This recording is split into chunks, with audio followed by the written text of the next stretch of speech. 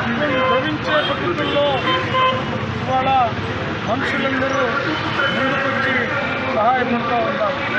దేశవ్యాప్తంగా అన్ని రాష్ట్రాల నుంచి వాళ్ళని ఆదుకునేందుకు ఆపద హస్తాన్ని అందిస్తూ ఉన్నారు. ఈ దశలో ఎవరికి వాళ్ళకి తోచిన సహాయం అందించి వాళ్ళని ఆదుకోవాల్సినటువంటి అవసరం.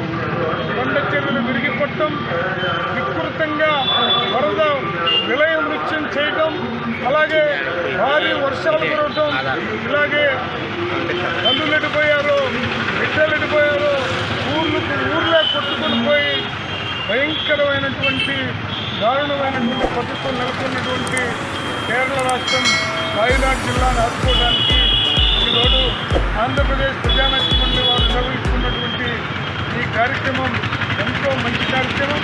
అందరూ సహకరించి తోడ్పడవలసిందిగా విజ్ఞప్తి చేస్తాం. మిత్రులైన సోదరులారా, ఇటీవల కాలంలో కేరళ రాష్ట్రంలో జరిగినటువంటి వరదల కారణంగా ఆ ప్రళయంలో అనేక వందల మంది ప్రాణాలు కోల్పోయారు. అలాగనే కొండ చర్యలు విరిగిపడి అనేక వందల మంది అదృశ్యమైపోయినటువంటి పరిస్థితి. నూతనంగా వచ్చినటువంటి సాంకేతిక కారణాలతో ఇక ఆ కొండ చర్యలో విరిగిపడినటువంటి మృతదేహాలను బయటకు తీయడానికి విశ్వ ప్రయత్నం చేస్తున్నటువంటి పరిస్థితి. ఇవాళ కూడు లేక కూడుని కోల్పోయి, బిడ్డల్ని కోల్పోయి, అనేక మనుషుల అవయవాలు తెగిపోయి దారుణంగా ఉన్నటువంటి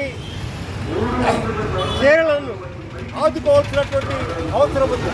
ఒకనాడు వాళ్ళే అనేక విధాలుగా ఇతరులకు సహాయం చేసినటువంటి పరిస్థితి.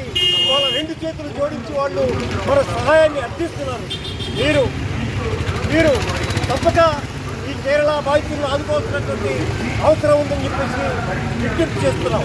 మీరు వసూలు చేసి ఇచ్చినటువంటి ప్రతి పైసా కూడా కేరళ బాధ్యతలకు అందే వరకు మేము వాళ్ళని అందిస్తామని చెప్పి మీకు హామీ ఇస్తా ఉన్నాం.